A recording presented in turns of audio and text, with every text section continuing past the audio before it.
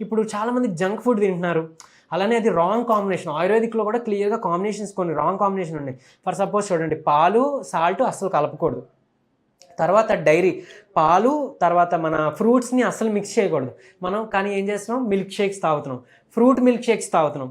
Mango అనో, ఇంకోటనో ఫ్రూట్‌లో మనం మిల్క్ ఏసి దాన్ని మళ్ళీ షేక్ చేసి తాగుతున్నాం. లేదు అనంటే ఇప్పుడు ఈ చపాతీలో, పరోటాలు ఇవి ఉన్నాయి. స్మూత్‌నెస్ కోసం పూరీలు అట్లా వచ్చినప్పుడు ఈ స్మూత్‌నెస్ కోసం ఏం చేస్తున్నాము, ఆ పిండిలో మళ్ళీ మనం కొంచెం పాలు, కొంచెం ఉప్పు కలుపుతున్నాం. సో ఇవన్నీ రాంగ్ కాంబినేషన్స్. ఇవన్నీ కూడా మన పొట్ట హెల్త్ మీదే కాకుండా మన ఓవరాల్ బాడీ మీద పడుతుందనమాట. ఈ జంక్ ఫుడ్ మరి ఎలా అవాయిడ్ చేయాలి? పిల్లల్లో ఎక్కువ అలవాటు అయిపోయింది, మారం చేస్తున్నారు, మరి ఏం చేయాలి అని అంటే వాళ్ళకి ఏదైనా రివార్డ్స్ పెట్టండి.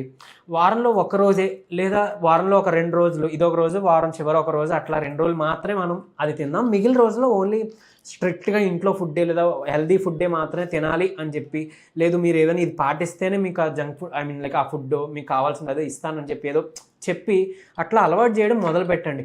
పిల్లలు మారం చేశారు కదా అని కొట్టేస్తే వాళ్ళు ఇంకా కావాలనే కోరుకుంటారు. మీకేనా మీరు కళ్ళు మూసుకొని ఇది ఆలోచించొద్దంటే అదే ఆలోచనలోకి వస్తుంది, కానీ అది ఆలోచించకుండా మాత్రం ఉండలేదు. అట్లనే పిల్లలు కూడా అండి.